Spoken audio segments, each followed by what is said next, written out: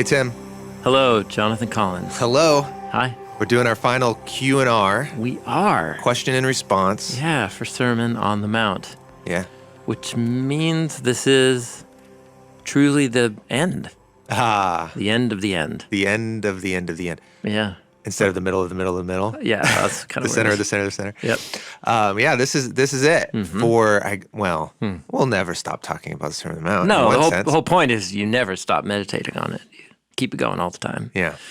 But we need to conclude our discussions on it for now. Move on to other things. To move on to the mountain. That's what we're working on now. But we want to hear from you all, and there's some wonderful questions. So many great questions. These questions are going to span from where in the Sermon on the Mount? Pretty much the last movement of the main body of the Sermon on the Mount, and then the conclusion. So chapter 7, basically.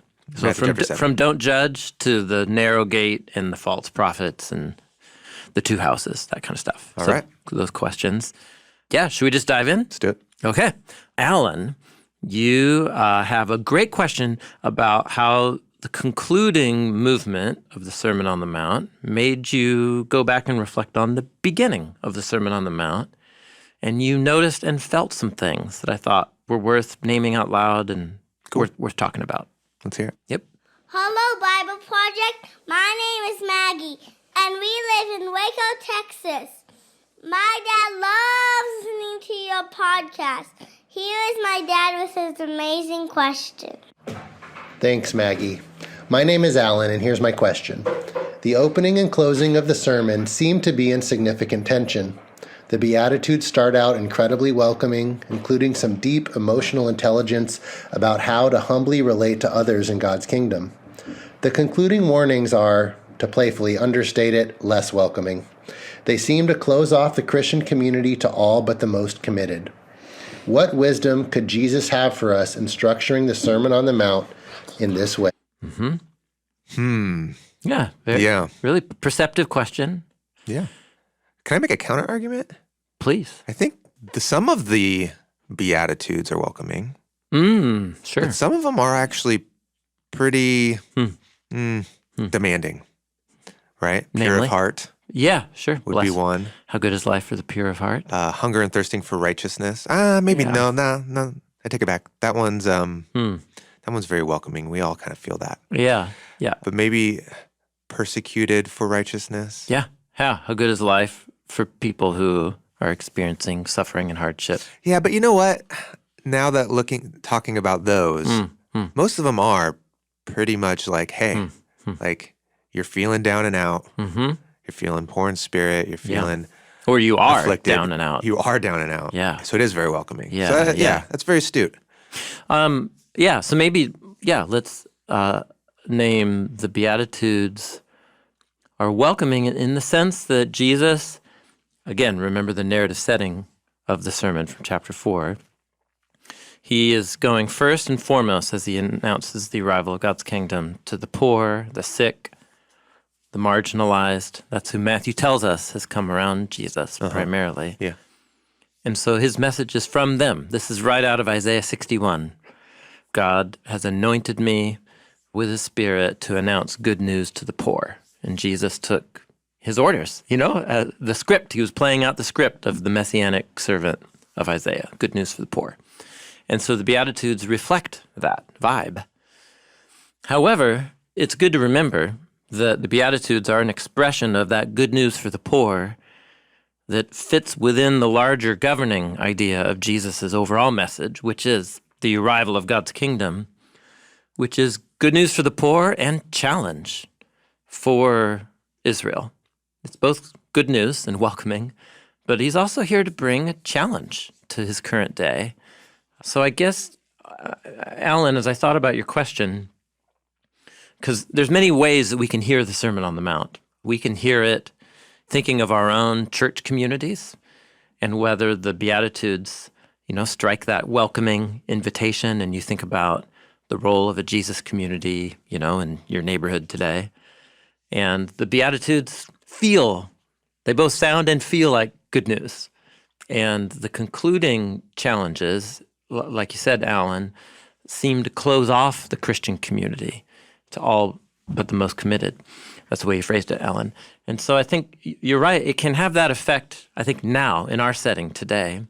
And that's why, at least for me, why I find so much value in looking at the time and place and the context where words were said.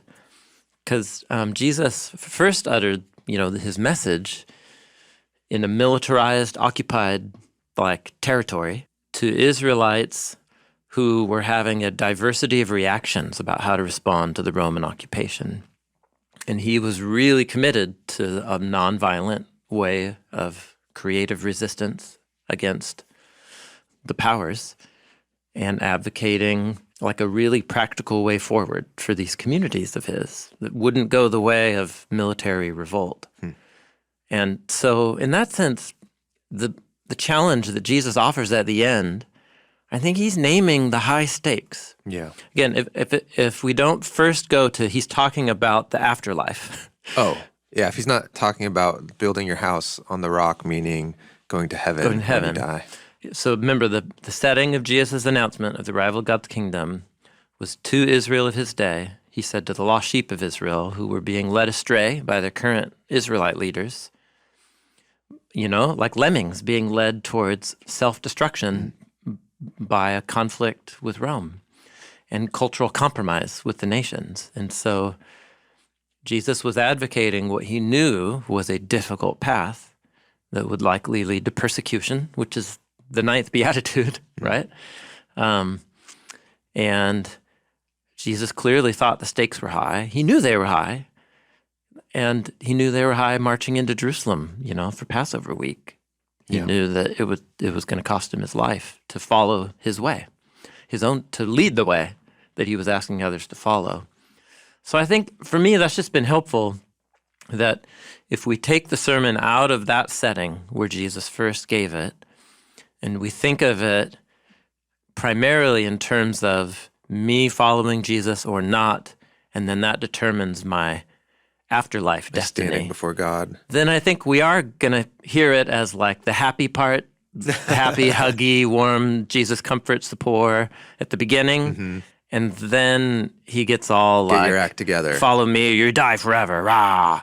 Yeah. By the end, it can totally have that vibe. And again, that's for me why it's important to look at the context of the sermon. And then there's real life consequences yes. to especially how first century Jewish people were going to live and act with the Roman oppressors. Yeah. It was there was a way forward that could lead to peace and righteousness, and there's a way forward that could lead to just devastation. Yeah, yeah. And so we could think about our own context and think about the real life implications for living the way of Jesus in our community. And how that could... Yeah, I think to be faithful to what Jesus was doing in his setting would mean looking at our own communities and hearing Jesus warn us to say, if we don't embrace his way, it will actually set us and our communities on trajectories that will lead to conflict, culture, war, oppositionalism, and a crumbling house, a crumbling community, and a crumbling life. Yeah, So that's real. So that's just real. I love drawing attention to the tension, because that tension seems to exist. All are welcome, and you don't have to have your act together. In fact, when you're experiencing pain and suffering, you're likely kind of at the center of what God's doing. Yes. It's how it opens.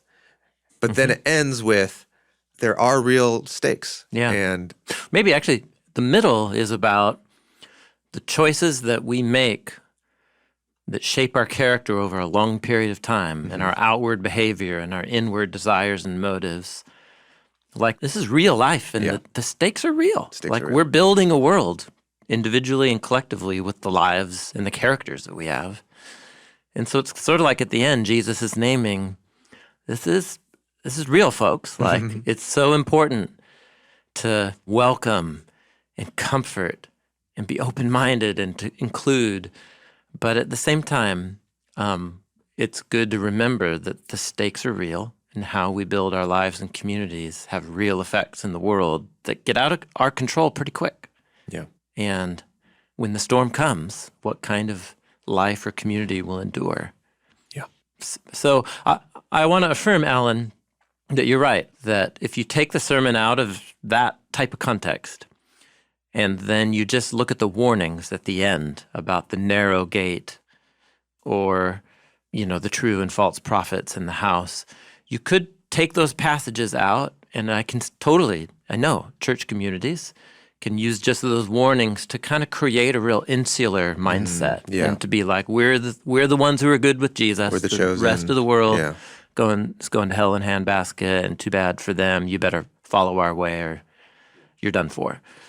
And I guess the only control I know against that kind of reading is just to return to what Jesus was doing in his context, and then look for what are parallels in our context, and that's what we were just trying to do. Isn't another control seeing how this is meant to be read and reread? It kind of cycles on each other. Yeah, good point. That the way that it's constructed is the real power of it is at the center, right? Oh, the prayer, you mean? The prayer at the center. Yeah. And so the way that it's designed is designed to be kind of read almost inverted, like Sure. everything's pointing to the center. Yeah. Where I think when we design a speech or an essay, it's like when you close, you're like, this is your concluding thought that really wraps everything up. Yeah, sure. The end is the center. Yeah, And that's just not how it works. that's right. So this is an invitation to stop. It's very startling. The last line, and great is its fall, right? Of the whole Sermon on the Mount. Yeah, that's right. It's intense. Super You're like, intense. whoa, that's how we're going to end? Whoa.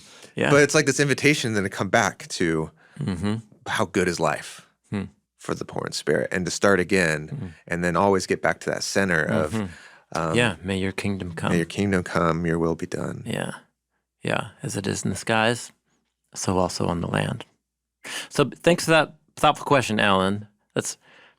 We didn't answer your question. We did respond to it. And I appreciate you for asking it, and I think it's worth meditating on. Your question, I think, leads to some good meditation. And what's his daughter's name? Maggie. Maggie. Thank you, Maggie. Oh, absolutely. 100%. Thank you. Speaking of the Lord's Prayer, we continued to get submissions of people's song versions of the Lord's Prayer, and I think we're going to actually listen to a couple more, like we did at the last Q+R. Yeah, let's listen to another one right now. Okay, cool.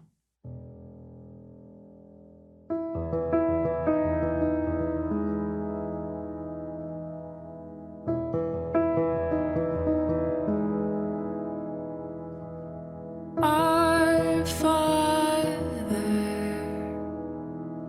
in heaven,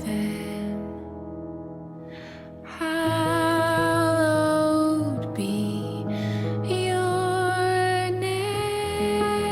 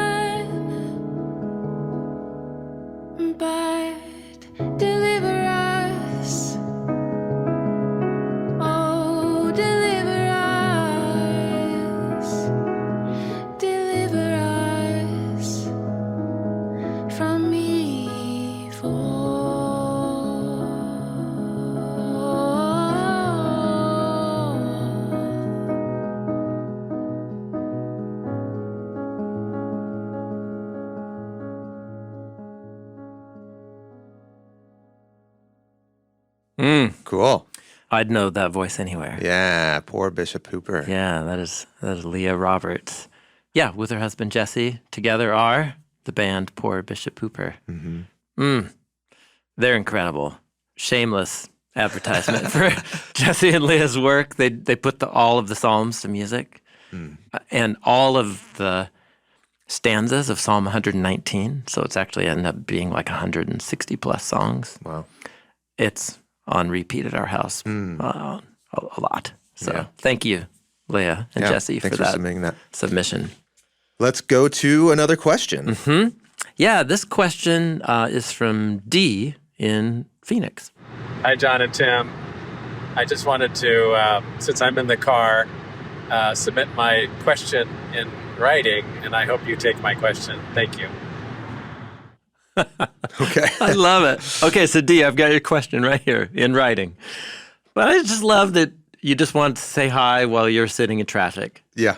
somewhere in, I guess, Phoenix, Arizona. Probably with the AC on. Yeah, totally. Yeah, totally. Okay, so you asked a fantastic question. Here it is. Hi, Tim and John. Hi, D. My question is about episode 30, about judging others. I need help understanding this text in the context of abusive relationships that often involve not naming abuse as abuse. I'm really struggling to hear Jesus' command to not judge as a word of life, and not as a word of denying, ignoring, diminishing, or making room for emotional, physical, or spiritual abuse. Can you help me sort this out? What about judging wrong behavior? Thanks so much. Yeah. Fantastic question. Yeah. Really good question. That's a really tough verse. And I think particularly I've just become less and less fond of the translation, do not judge. I know that's actually kind of the most literal. It is literally what he says. Sure. And maybe I just need to feel the discomfort in the way that he's feeling it. What we talked about was how the type of judging that's condemning someone. Yeah. It's saying not like what you're doing is bad, but you're bad. Not what you're doing is wrong, but you're wrong. And I'm going to, there's this kind of, I'm going to hold you to account. I'm going to be the final judge. I'm going to make sure you get what you deserve. Yeah. Like that kind of attitude towards someone. And it's this interesting kind of blurry line between being able to identify when someone's doing something wrong and naming it, clearly naming it, which, Jesus will go on to explain how to do in the next teachings, which you could tell us about, versus naming it versus then condemning the person. And that's a really hard thing to do, especially when it's someone who is creating violence towards you. Yeah. I mean, that's... Yeah, what we tried to do mainly in our conversations was work with the meaning of Jesus' words within the context of the sermon, like the local context. Yeah. And you're right, don't judge. And then he tells a parable about how you might evaluate an issue with your sibling. Yeah. And then want to do something about it. And then really it was about then turning that back on yourself. And that experience of resetting your default, evaluating yourself first based on what you see in other people will change you over time, so that by the time Jesus gets to the end, being able to see clearly to help your sibling, you're going to be a different version of you. And that makes sense when, you want to deal with someone's sarcasm or someone's that they're mean-spirited. But if someone's abusing you, what's the wisdom in well, let me first think about how do I abuse others before just saying, hey, this is not okay. That's right. Okay, so this is a wonderful example of how, again, context and intent. So Jesus clearly is mainly talking about situations where I'm noticing some fault in another person's behavior or character, and I'm in a position where I could render an evaluation in a way that could hurt them, damage them, and damage myself. So it's not really naming a situation of abuse in the context of the sermon. So that's in the local context, but it does open up that question, which is why D, you're thinking of it. So this is another... You don't think in that local context there was abuse? I'm just saying in the little story about the speck and the beam in the eye. Yeah, that comes next. that comes next, it seems like Jesus is primarily focusing on just issues where you're noticing a flaw in another person's character that doesn't affect you negatively. Okay. But rather just the stuff of day-to-day life where you notice things about the Yeah. people around you that annoy you or that kind of thing. Okay. So it's also important that the Sermon on the Mount be understood not on an island by itself, but that it's the first of 5 big teaching blocks of Jesus and Matthew, and that the 5 teaching blocks all interconnect in really significant ways. And when it comes to this topic, like what you're raising, Dee, Jesus explicitly addressed the question that you're asking, but in teaching block number 4, in what we call Matthew chapter 18. And what he's talking about is about life within the Jesus community. And it begins in chapter 18 where the disciples come and say like, hey, Jesus, how are we going to know who's like the best? Mm-hmm. How do we know who's like the best follower of yours? Mm-hmm. Who's the greatest in the kingdom of the skies? And that's where he gets to like the little child. And he brings in a child and he totally like flips their value system. Then he talks about how if you cause any of these little ones to stumble, it'd be better to have a millstone around your neck. It's like really Real intense. Then he talks about if your hand or foot causes you to stumble, cut it off. You're like, whoa, okay, high stakes. So apparently how we treat each other really matters to Jesus, high stakes. Then he tells a parable about how the Father cares about the one lost sheep, like a shepherd who goes after the one, leaves the 99. Then he tells this little story. Let's say your brother or sister sins. You should go and point out their fault. Mm-hmm. So let's pause right there. Judge them. Now, wait a minute. Yeah. I thought you said don't judge. Right. But then clearly, like he means that we observe each other's behavior within the community of faith. And if somebody's really doing something that hurts themselves or another person, you go to them. Mm-hmm. So notice he presumes that you're going to have to perform some kind of evaluation. Mm-hmm. So this is a case when you do judge.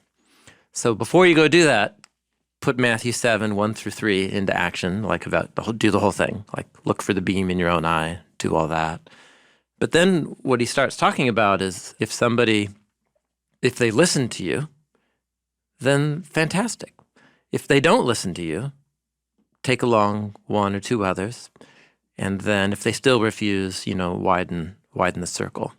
Now, he doesn't explicitly name this as that they've sinned against you necessarily, but that does seem to be part of the broader context here about how we treat each other within the community of faith. Mm-hmm. So essentially what Jesus is working out here is like a model of conflict resolution when we hurt each other. Mm-hmm. And so I think it's really important, Dee, that first of all, Jesus says if somebody has really acted wrongly towards another person or towards you within the community, you don't ignore it. Mm-hmm. You don't just say, well, Jesus said don't judge, and so I'm not going to say anything. Right. You don't enable it. You name it, and you move towards it. But notice, in this really thoughtful way. So first, like pure interpersonal. If it's between the two of us, I go to you. And if you... Not okay how you're treating me. Yeah. And if you won't listen, then you don't just say, well, maybe I had the beam in my eye and I'm not seeing clearly. And like he says, no, like get some others. And then invite them to help mediate, to help you each see clearly. Yeah.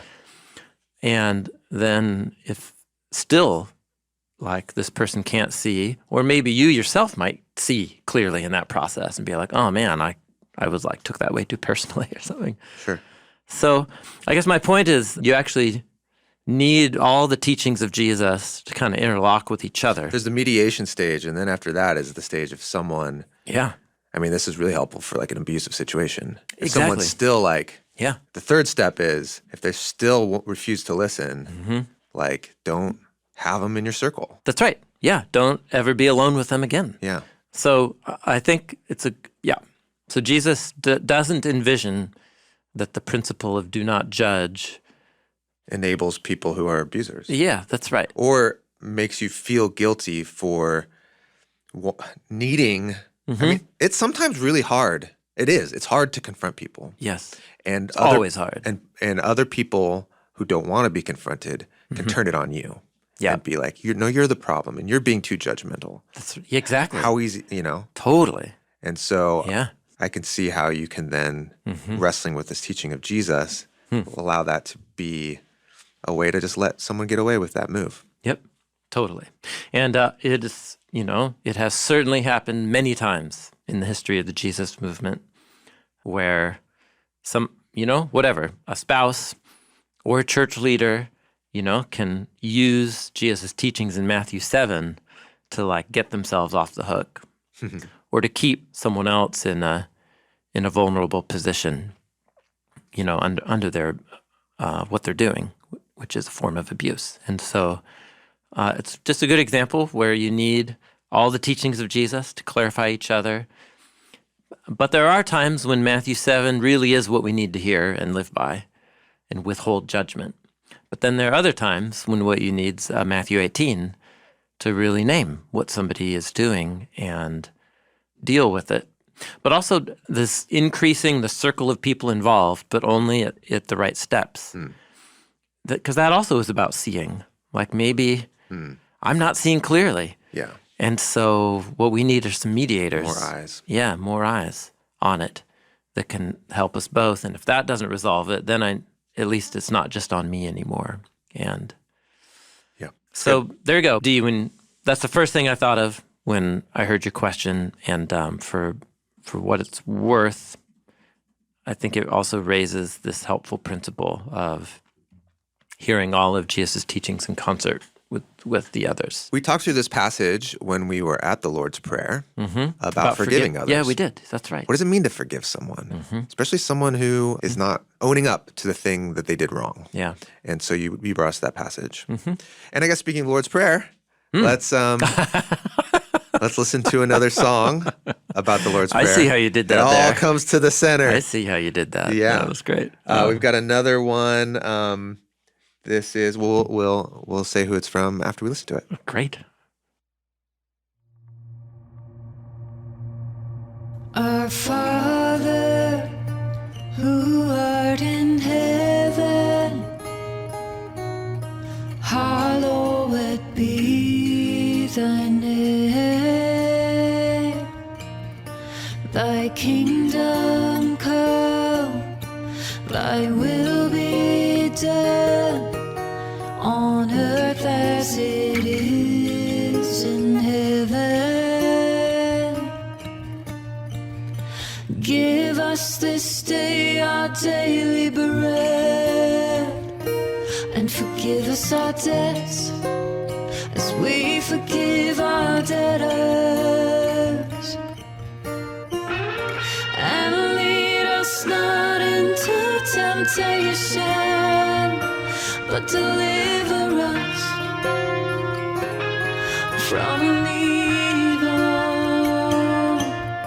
For thine is the kingdom and the power and the glory forever and ever.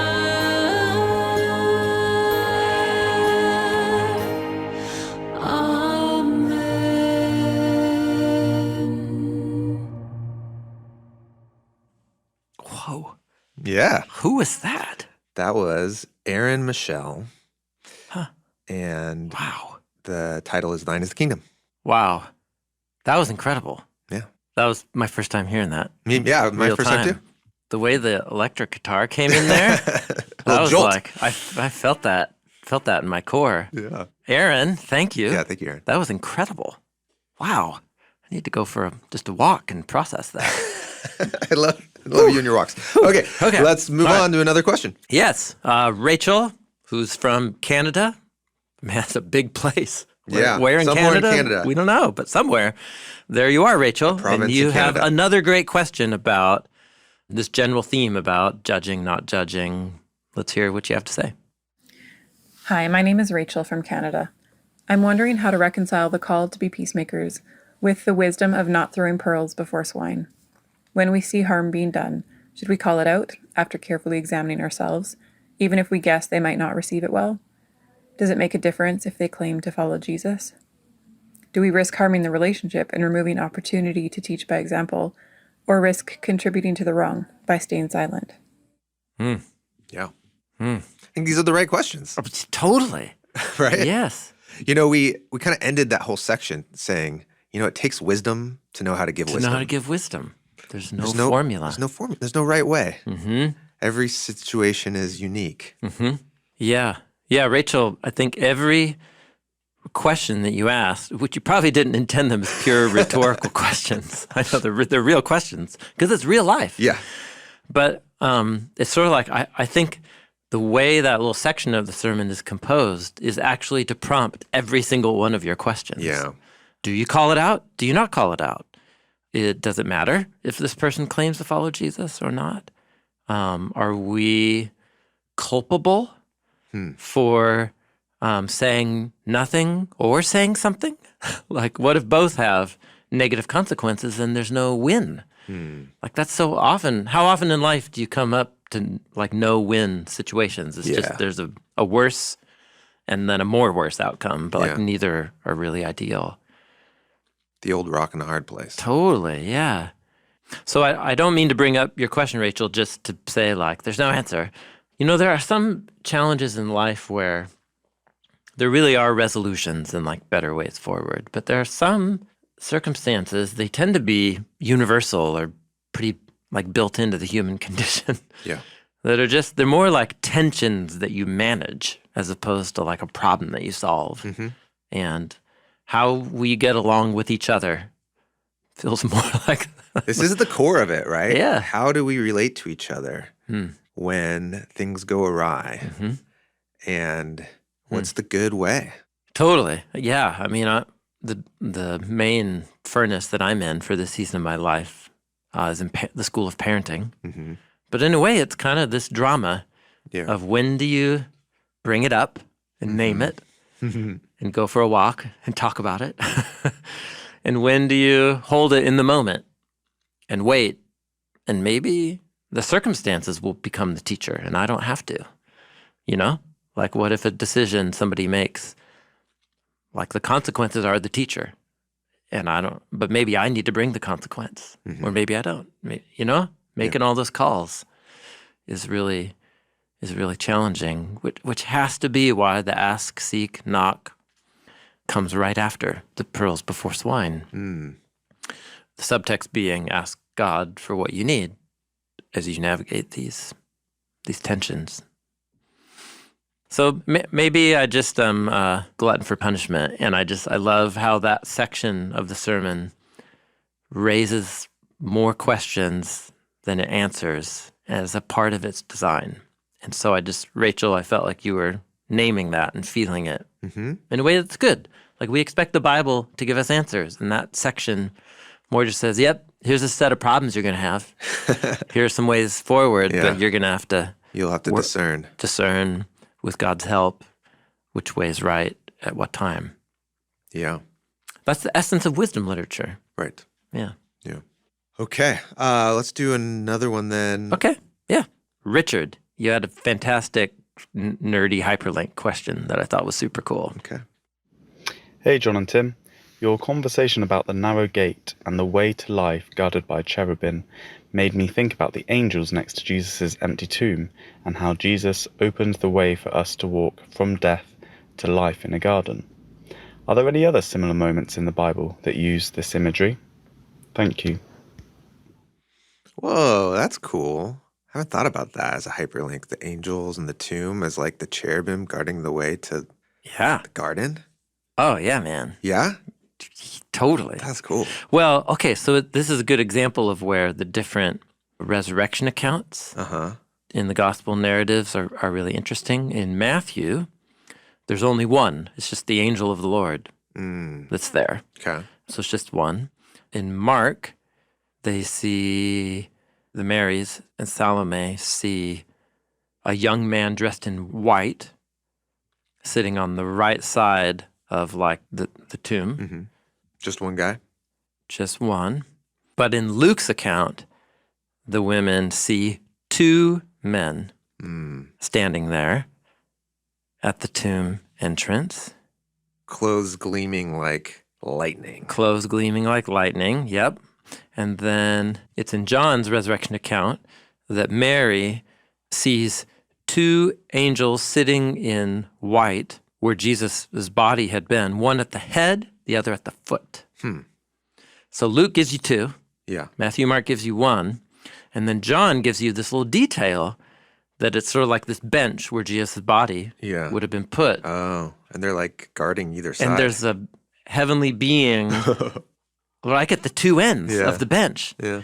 And especially in John, which is so turned up the volume on the theme of Jesus as the incarnation of God's temple, that many readers throughout history have seen this as a little hint towards the Ark of the Covenant.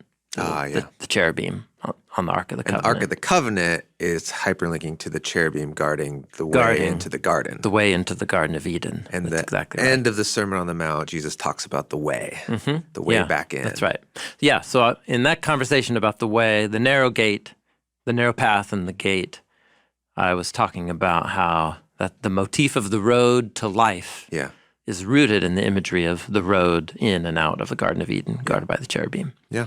The road goes through the tomb. Jesus' road to life was marked by this moment with the two angelic beings. You talk about that with the flaming sword, because it's the cherubim and the flaming sword. And what's a sword except to just end your life? Yeah, sword is about the ending of a life. There's something about passing through death into life. Yeah.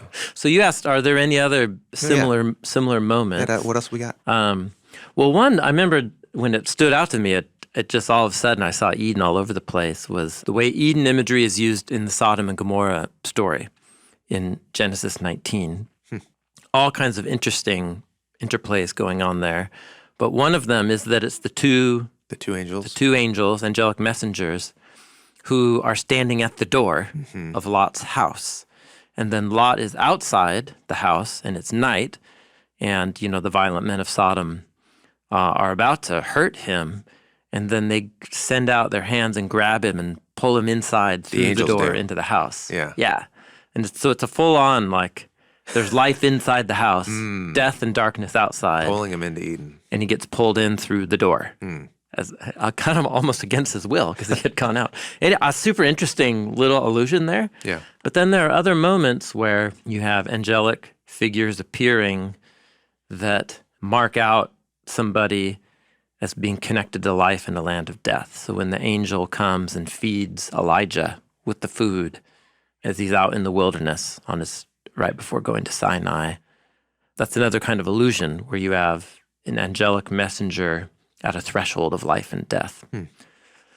When Elisha is in this Israelite city with his young protege or disciple, then they're surrounded by the Arameans, by an army, and then pretty sure it's the Arameans. It's in 2 Kings chapter 6. And they're like, oh, we're done for. And then Elisha says, no, just, he prays, open his eyes, Lord. And he opens his eyes, and there's fiery angels, surrounding the town. But lots of them. Lots of them, not just two, lots. Two, yeah. So biblical authors love to creatively work with the Eden cherubim and the fiery sword at the door. Now the cherubim are a specific creature that's distinct from angels, but they're both spiritual beings. Spiritual, totally, yes. Because cherubim are like animal formed. That's right, multiform. They're boundary keepers. They're boundary keepers. Yeah. Where the angels are always human form. Yeah, that's right. Always human-like and usually sent on a mission. Yeah, actually, I'm pretty sure what Elisha sees in 2 Kings 6, I don't think they're called angels. They are called... It's the host of heaven, maybe? He just saw the hills full of horses and chariots on fire. Oh, yeah. The chariots of fire. And this is where that phrase, chariots of fire, comes from. I forget how it got attached to that famous movie. Yeah, me too. Anyway, so point being, biblical authors work flexibly and creatively with the imagery of the Eden cherubim. And so I'm not surprised to see John and Luke, but especially John, where he mentions their position as allusions to the garden cherubim, which brings so much richness then to think about the tomb and like the stone, so to speak, that seals the tomb as being a parallel to that sword of fire. Like the tomb was Jesus walking into the sword on behalf of others to roll it away. Yeah. Open up the way. Yeah. So, super cool, Richard. Yeah, thank you for pointing that out. That's really cool. That's going to stick with me. Yep. All right, let's take another music break to listen to another submission of the Lord's Prayer. What's going to happen? What is going to happen? This is going to happen right now.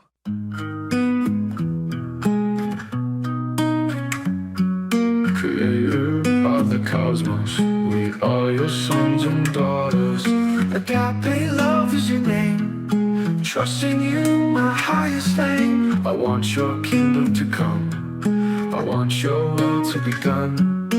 I devote my heart and hands to fulfill your Eden plans.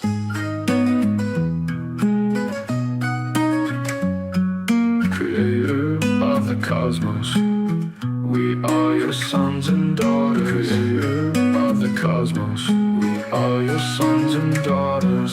Creator of the cosmos, we are your sons and daughters.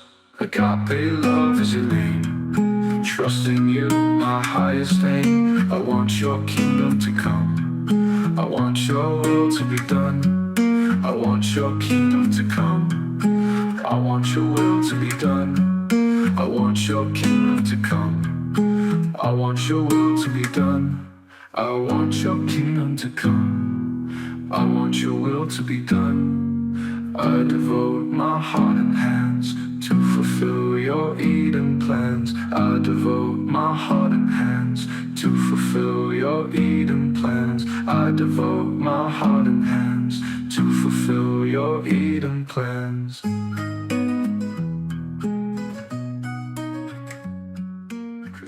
All right, that was... Who is that?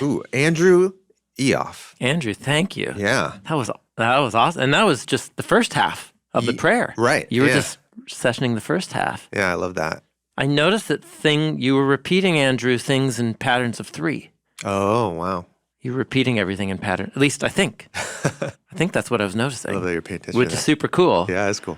Because each side of the prayer has 3 kind of paired lines. Yeah. Or I wondered if there was some Trinitarian flavor going on there. And the Eden plans. The Eden plans. Such a creative. That was great. Okay. So instead of just repeating the language, you reworked. Yeah, Father in the sky is creator of the cosmos. Mm-hmm. That's a cool way to think about it. Absolutely. Yeah. Totally. Yeah. That's like in the episode when we talked about the Jewish liturgical background of the Lord's Prayer and about how Jesus had adopted phrases that were known from synagogue prayers at the time. So it's kind of like you're doing the same thing. You're like adapt the way Jesus adapted a traditional prayer, and you adapted Jesus' prayer. Super cool. Thanks, Andrew. Thank you, Andrew. Yeah. Okay, probably the most repeated theme in the questions that were sent in were about either the complexities of don't judge or the complexities raised by Jesus mentioning illegitimate prophets and how you tell people who represent him apart from people who say they do but actually don't. How do you know? How do you know? So one great statement of this question came to us from Shanta. So let's hear your question. Hi, this is Shanta from the United States. This question is in response to the false prophet episode. So in 2 Corinthians 11, we see that Paul is being accused of being a false prophet because he has to list out his job description and everything that he has done on behalf of the Lord. So even when people think that even Paul himself, probably one of the greatest disciples of the Lord, that he is a false prophet and could be a wolf in sheep's clothing, how are we even just to discern who around us is that wolf? Because even in our own psyche, it's our own perceived reality is shaped by our past experiences that we've had, trauma, pain, unknown biases, insecurities. our incomplete and poor doctrine that we've constructed from our own church upbringing, from our own parents. And so where we live in this perceived reality, we have misinterpretations of others' behavior. It's just the way of life. And so when we are surrounded by covert narcissists, or just really immature people in their growth and their development of their own spiritual growth, how can we even begin to know who's the wolf in sheep's clothing and who really the true prophet is? Because it is very difficult in this day and age, and I struggle with it deeply. So I would just love to hear your heart and your wisdom and all of that. Thank you so much. Wow. Yeah. Thank you, Shanta. What a Thoughtful. very thorough naming, thoughtful expression of a really important challenge. Yeah. You know, I think when we came to that episode, part of why I set up the conversation the way that I did, which was to say this challenge has always been a part of the story of God's people in the biblical tradition, going back to its Jewish and then ancient Israelite roots, where the whole story of God's people is about a sense of being called and selected out from among the nations, like think all the way back to Abraham. So the very social dynamic created there is this idea of reality, that it's possible that whole cultures and groups of people can construct a way of viewing reality that's a delusion. And the idea that God can reveal truth, can That's the prophet. choose one out of the many. Yeah, a people to be the bearers of the truth. Yeah. Sets up this inherent tension, because then what happens when those competing claims about holding God's truth come into conflict with each other? So my point is just saying it's baked in to the nature of living in the Christian story that there's going to be this tension. And you see it, I mean, the nature of Jesus himself, like not everybody thought Jesus. Sure. Some people accused Jesus of being the wolf. Yeah. So, and so. Working for Beelzebub. Yeah, totally. That's right. Great point. That's right. Yeah. And so Paul the Apostle came into conflict with other followers of Jesus who said that they had God's truth, which is that all the non-Israelites need to get circumcised and eat kosher, and the apostles had to come around that and sort it out. So it's always been difficult. Yeah. And now in our cultural setting, we have more layers of difficult given the 2,000 years of history that have passed, right? Yeah. Between Jesus and ourselves. So how do you even begin to discern? How do you begin to discern? You've talked about how the story of the Bible is the minority report. So if like most people are saying, this is reality, Yeah. and then you get a prophet who isn't going to be it's going to go against the common narrative. Yeah. Yeah. And then that person's going to say, if we pull back the curtain, I'm going to show you something you probably don't want to see. And that person's probably going to be accused of not really being a prophet of God, being a false prophet. Yeah. You just would suspect that. That's right. And so it's kind of like the constant Uno reverse card move. It's just like, you're a false prophet. No, you're a false prophet. You're a false prophet. Like, Yeah. And then Yeah. it just cycles into, well, then that means nothing anymore. If we're all false prophets, then what does it even mean to accuse someone of being a false prophet? And Yeah.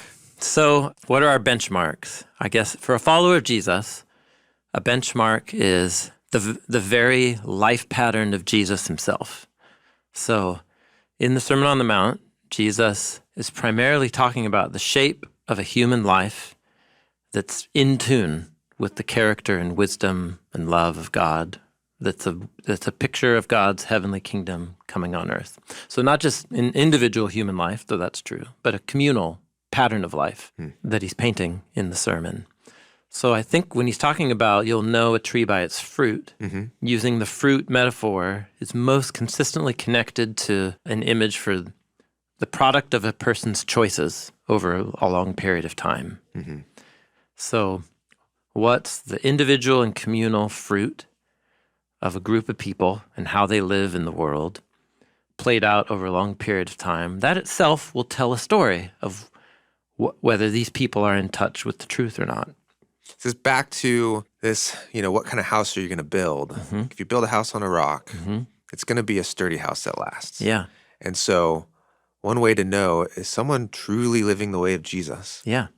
Like, look at what's been built. Mm-hmm. Now, of course, we could problematize that because, Totally problematize it. That's right. someone who follows Jesus faithfully could just be in hard knocks, be persecuted, different, be in a bad situation that maybe it looks like maybe there isn't enough fruit from their life, but really they are following Jesus. Yeah, but then I guess it would say, well, on that count, what fruit did Jesus produce? Like, he was like a wandering itinerant teacher, rejected by the authorities, mostly hanging out with former sex workers and tax collectors and poor sick people. So on that account, so really it also depends on what do you mean by success? How do you a successful life? define fruit? Yeah. And, Shanta, you brought up the Apostle Paul.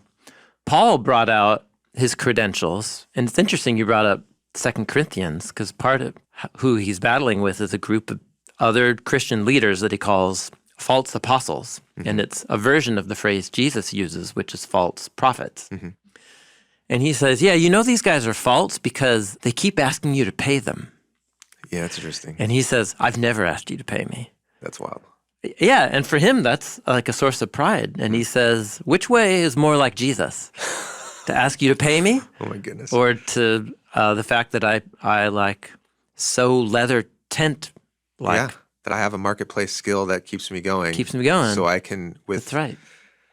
Man, What's more like Jesus? Paul says, my thorn in the flesh, the sickness, or maybe his speech impediment, we don't know. But he says he wasn't super well trained as a rhetorical speaker. So he's just less impressive overall. And for him, those are his credentials.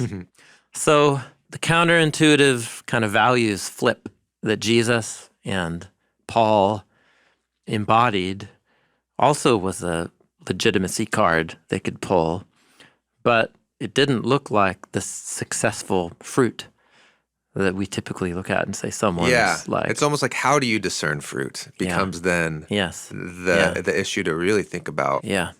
I'm thinking of well-known stories of influential church leaders, church movements in our day, but that really had some problems, deep on the inside with people's character. And, a common theme when people tell those stories is real problems in leadership or with people's character kind of got glossed over because, well, look at how thriving this church is, or look at how many people are getting baptized. And so you can be like, well, there's good fruit. Yeah. But it's emerging out of something that seems really, and maybe, Shanta, to a certain degree, that's always the case. Because God works in spite of us. Yeah, and which is not to excuse it, right, or to say, so let's just perpetuate, bad leadership. But I think all the complexities that you stacked up there, Shanta, make it almost feel like, how can we even begin? If the qualifications for God ever doing anything through anyone mean that they need to be fully remade to be completely like Jesus in every way, then I guess nothing would ever get done. But on the flip side, right, like the stakes are high. Exactly. Like if someone is saying, I am representing the way of God. That's right. And instead they are oppressing people and they're scapegoating people and they're creating hostility and division. And like, what then you can't. Yeah, like that also really needs to get named, like clearly. And Jesus and Paul, we see those patterns of people like that getting named. Thinking of, in the book of Acts, when Peter meets that former maybe magician, Simon Magus, who wanted to get the Holy Spirit power and he wanted to pay money for it because he thought it might be good for his show. And Peter just names it. He's just, he doesn't mince words with that guy. Right. So I think I'm feeling it. You asked to hear our hearts, Shanta. And what my heart does is it just feels the complexity of this. But I have to think that this isn't an individual burden. This is a burden shared by communities. And so when communities are using as like a benchmark or a standard the life pattern of Jesus, my hunch is that if there's honesty, vulnerability, taking risks, and truly using the life of Jesus as a standard, that at least many of these types of problems could be addressed. Not all, not every case. It's way too complex. Because if I'm bringing my own baggage from my life or family of origins or the way I've been shaped by my church tradition, odds are, if I'm working this out in a community, that someone else who doesn't have my hang-ups is going to be able to see and notice something that I'm going to distort, right? And that's why we need a community of people to discern these types of communal issues about leadership and representation in the movement of Jesus. And maybe that's it. Communal discernment, the standard is the life pattern of Jesus, not some other definition of success. If the fruit is the life pattern of Jesus, if the fruit is, am I on a journey towards getting closer and closer to embodying the way of Jesus, the way Jesus interacted with people, and the teachings that he had for how to live in relationship with other people, and then that's your defense. Yeah. If you're being accused as false prophet, say, here's the ways I'm aligning my life with Jesus. Yeah. Closer and closer every day. Yeah. Then on the reverse, if you're someone is claiming to be of God and they can't do that, if you put the Jesus mirror up and there's nothing there. Yeah. That seems or like the person, the leader, whoever they are themselves, doesn't see it. Surely other people around will be able to say but it's weird because the way you talk to people doesn't seem to reflect. And maybe actually another benchmark alongside the life pattern of Jesus that mirrors it is using the word fruit, like the fruit of the Spirit. How do you know the Spirit of God is remaking a human life? Look at the ninefold fruit that Paul names in Galatians 5. Love, joy, peace, patience, kindness, goodness, faithfulness, self-control. That's another type of way to just say, does it mirror the life pattern of Jesus that is the fruit of the Spirit? And my hunch is a group of people could probably do a pretty decent job if they held a leader or a representative who's claiming to speak or represent God that could probably solve many, but it won't solve all. No. It always gets messy. It always gets messy. It's human life. And is there some wisdom here too? And we talked about judging, right? So this is another form of judging. And you brought us to the passage in Matthew 18. Yeah. And there's some wisdom here in that sometimes someone needs to be confronted with just the way you're living is not stacking up with the fruit of the Spirit and the character of Jesus. And if that person's just oh, wow, yeah, actually you're right. That's wonderful. And you don't have to call him a false prophet. It's this is a brother you've won over and that's right. and is on a journey with you.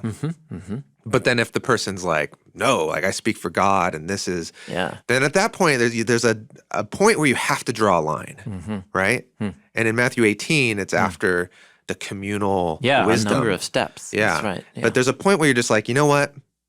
We're just going to call it as it is. Yeah. What you're doing is false. This is false. And we're just going to label it. But there seems to be some wisdom in that trajectory of how you get there. Yep, that's right. And then maybe a patient process to not be hasty. Yeah. In drawing that conclusion, but that sometimes that conclusion does need to be drawn. Right. Well, that solves all that. Yeah. Thank you, Shanta. Just for naming it. Yeah. Lord have mercy. He does have mercy. And we need God's wisdom probably a lot more than we're aware of. So thank you. Let's listen to one more. Song or question? Rendition. Okay. Of awesome. I the love Lord's it. Prayer. What are we going to hear this time? What are we going to hear? Here we go.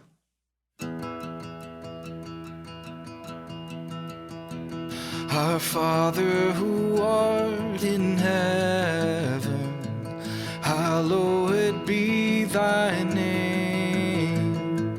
Thy kingdom come, thy will be done, on earth as it is in heaven.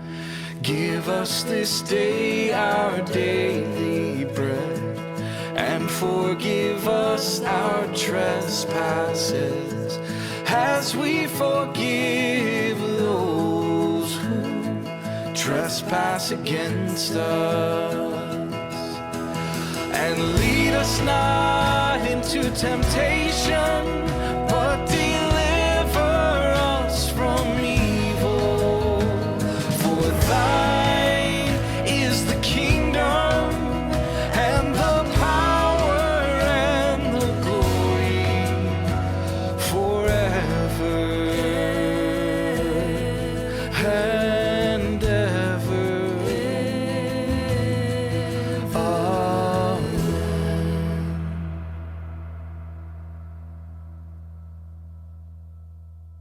All right. That was Wes Crawford Wes. singing the Lord's Prayer. Yeah, thank you. What translation was that? Trespasses. That'd be King James. That's the King James. Yeah, The coming New in King with the King James? James. Yeah. Or maybe new. Yeah, I think it's the New King Yeah. James. Yeah, Old English and New English mixed together. Yeah. We call it the New King The James. New King James. Thank you, Wes. Mm-hmm. Okay, so let's do one last question. We have one from Lee in Pennsylvania. My name is Lee Callisti, and I'm from Greensburg, Pennsylvania. Hi, Tim. Hi, John. I have followed your podcast for years. It's remarkable. Thank you. However, through the Sermon on the Mount series, there seemed to be little said of how faith in Jesus is necessary to live a greater righteousness that Jesus calls his followers to live. Other Gospels, even in the epistles, mention it, and Jesus often mentions, believe in me, you can do nothing without me, and so on. In light of that, how do you think Jesus connects the faith requirement and the change from the Spirit in being able to live to this greater righteousness? Thank you. Thanks, Lee. That's a great way to end, actually. Yeah, I thought Really so fitting. too. Yeah. Yeah. We actually, it's so long ago that we started the Sermon on the Mount series. I know, right? But in that opening episode, I think Oh, yeah. we talked about ways that Jesus communities throughout history have kind of interpreted the sermon to make sense of it. Yeah. And to fit it in. And one of those, if you compare Jesus's picture of, the greater righteousness or the good life in the sermon, and then you compare it to like Paul's message, you'll notice differences in emphasis. And whereas Paul will emphasize the word trust or faith and the role of the Spirit, neither of those words are prominent in the Sermon on the Mount. And so is it appropriate at some point to ask, how does the sermon sit alongside the vision of the Christian life that we find in Paul's letters, which is a legitimate question. Yeah. And one that I think at some point you got to ask. Yeah. It is legitimate to ask. Totally. Yeah. If Jesus and Paul were to hang out, and they did, although for Paul it was the post-resurrection Jesus, that he had encounters with, how would they kind of work it out together? So. Yeah. Wonderful. Tell us. Well, I mean, I do know we did say, one temptation is to maybe diminish the real call that Jesus has for us. That's right. By saying, it's all grace, and so maybe this is just Jesus saying, here's what you can't attain to. Right. Versus like hearing it as a true call of like, we can live up to this. We can do this. Yeah. But then the question becomes, well, then with what energy and how am I going to accomplish this? Is it all grit? Is it all self-discipline? And then we start wrestling with these sayings of Jesus, like you can do nothing without me, or Paul talking about the Spirit. Yeah. And it can be very easy to read the sermon in light of a certain way of reading Paul's letters.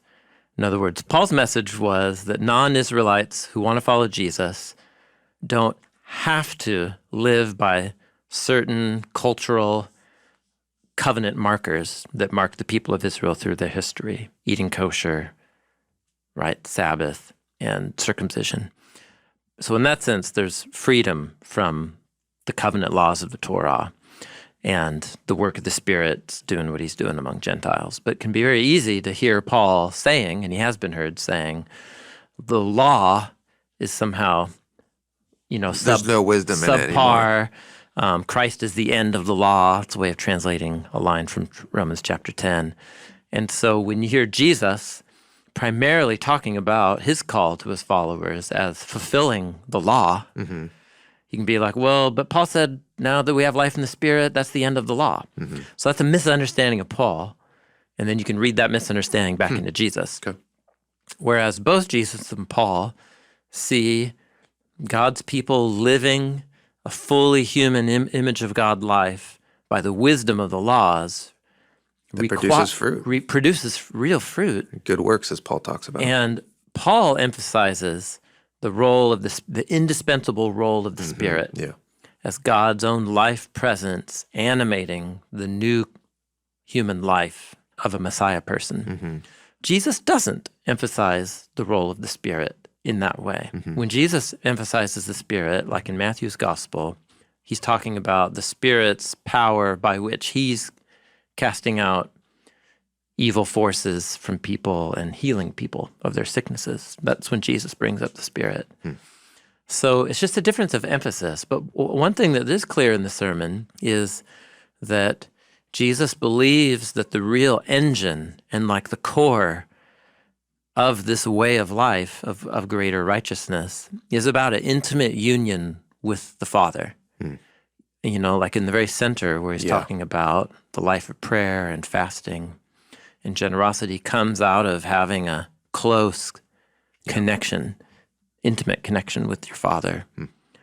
And, Jesus knows that kind of connection is related to the mediating presence of the Spirit. That's how Jesus heard the voice of the Father's love in his baptism, was through the Spirit. But he just doesn't name it explicitly, but I think it's implicit. You could also go to the ending of Matthew's Gospel, where Jesus commissions the disciples and he says, all authority in heaven and earth has been given to me. Go make disciples of all nations, baptizing them in the name of the Father, the Son, and the Spirit. And then he says, the very last line is, and look, I am with you until the conclusion of the age. So there is this personal presence of Jesus. Paul will talk about that in and through the person of the Spirit, is how you are connected to that presence of Jesus, that's the engine, like driving the whole thing. Yeah. So I think maybe, Lee, it's just a matter of emphasis. If I'm reading Paul, I'm definitely going to turn up the volume on the faith theme and the Spirit theme. If you're working in John's Gospel, Jesus' language emphasizes the role of the Spirit and faith more. But I just want to honor the way the sermon's put together, that those aren't the main themes as expressed in the sermon itself. Yeah, we seem to focus on the themes and structure of the sermon, but then we also looked at how Jesus was working with the Hebrew Bible as it relates to that. We didn't then look forward and think about how the Apostle Paul starts interfacing with the same ideas. We didn't make that move. Yeah, that's right. But that's a cool move to make. Yeah. And that'd be a really wonderful study to do. Yeah. And very appropriate. That's right. Comparing the sermon and the vision of following Jesus' life to the language and themes of Paul. And then you walk away. I mean, both are in the canon of the New Testament. Yeah. And so you need both. You need to hear both. Yeah. What has often happened is we don't hear the sermon as well because we hear it only in terms of Paul. And what we were trying to do in this sermon is kind of rehabilitate a chance to hear this sermon on its own terms. And once you do, then, go back to Paul. Then go back to Paul. Yeah. And then see the electricity between them, and then it's the stereo, man. You're getting the Jesus life through two speakers, Wonderful. That's a cool project to do, is to read through Paul's letters, really thinking about the Sermon on the Mount, doing your own reflection, and a community could really benefit from that. Yeah. That'd be wonderful. 100%. Unfortunately, that's not the next thing we're doing. That would have been a cool thing to do. Yeah, it would. We're in the middle of the Mountain series, if you're following along real time. So that's what we're doing now. Yeah. But this does mark the end. The end of the end of the end of the Sermon on the Mount for us, for now. Yeah. This has been a wonderful journey. We have already talked about all of that. So we won't belabor that today and just say thank you. If you followed along to the end of this episode, like, you're in. Yeah. Like you've done it all with us. And so thank you for just being invested in that way and dialoguing through this with us and for your questions. And we'll just continue on. Yeah. Thank you all for your amazing support and enthusiasm. We've loved learning about the sermon together and with you all. So cheers to that, and onward. Bible Project is a crowdfunded nonprofit, and everything that we make is to experience the Bible as a unified story that leads to Jesus, the whole collection. Everything we make is free because we don't have to charge for it. Because there's so many generous people who have given us money, and so we get to just make it and then give it for free. And that's so wonderful. And many of you listening are part of that, so thank you so much. We really, really are honored to be on this journey with you. And we're going to leave you with one last song, one last rendition of the Lord's Prayer. And it is from Peter Assad, I think. Cool. Is how you pronounce his name. This is Our Father.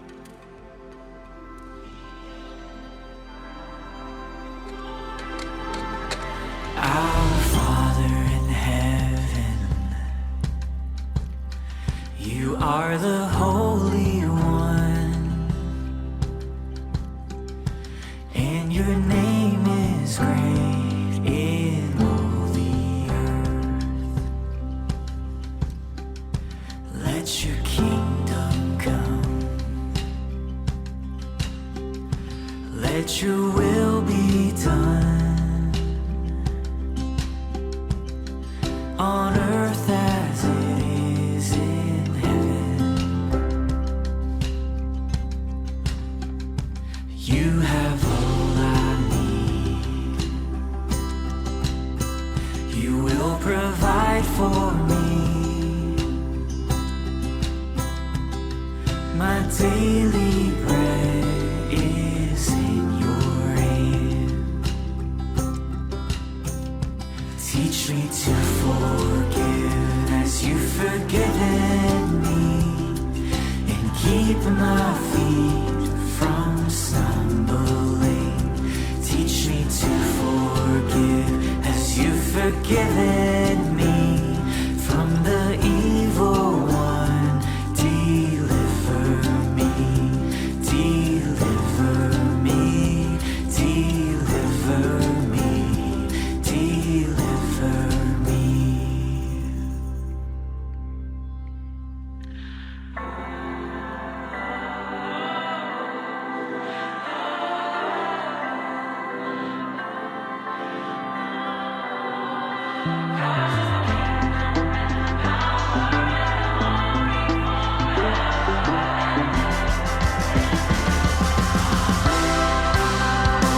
Yours is the kingdom and the power and the glory forever and ever and ever.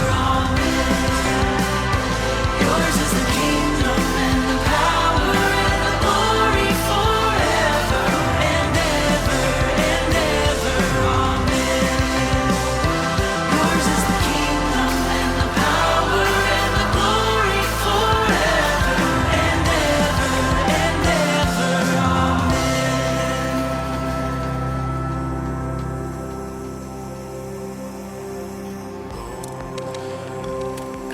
There is a whole amazing team that produces this podcast, and we would read all of the names for you, but it's too many.